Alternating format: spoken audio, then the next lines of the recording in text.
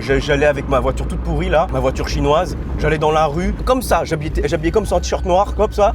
Je vais dans la rue, j'aborde des avions de chasse et je les baise, voilà. Ça change rien. Les voitures, le luxe, justement, quand tu viens avec des grosses voitures et tout, les meufs, elles vont se dire oh lui, vas-y, il faut que j'essaye de sécuriser, etc. Du coup, elles vont pas baiser avec vous. Elles vont essayer de vous sécuriser en mode votre mec, etc.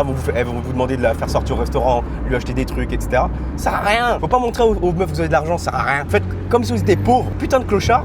Plus t'es un clochard, plus les meufs tu vas les baiser facilement. Plus t'as de l'argent, plus les meufs elles vont essayer de te sécuriser en mode t'es un mec bien avec de l'argent, etc.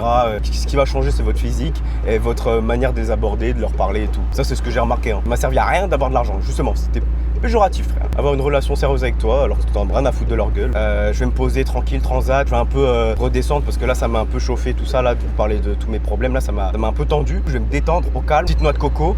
J'y vais tout seul, avec personne. Et voilà, j'espère que vous en tirez des leçons que je vous dis, que vous ayez de l'argent ou pas de l'argent, parce que je sais qu'il y en a plein qui me regardent, vous êtes quand même déjà bien financièrement.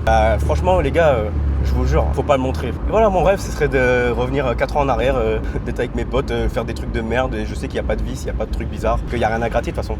Je vais faire quoi? Bref, c'est toujours mes potes d'ailleurs. Je les vois, mais c'est juste que bon, on les voit une fois par an, et puis c'est plus la même chose, tu sais, ils ont tous un travail. Là, tous mes potes, ils ont un travail, ou alors il y en a, ils sont au chômage. Enfin, mes anciens potes, je parle. Donc, c'est pas comme si vous pouvez faire comme avant, jouer à Fortnite, à Minecraft toute la journée. Et je vous jure, vous vous rendrez compte plus tard, parce que je sais qu'il y a plein de jeunes qui me suivent, qui ont 18 ans, 19 ans, 17 ans et tout. Vous vous rendrez compte plus tard que c'est une chance d'avoir 17-18 parce que vous n'avez pas de problème, vous n'avez pas de vrais problèmes.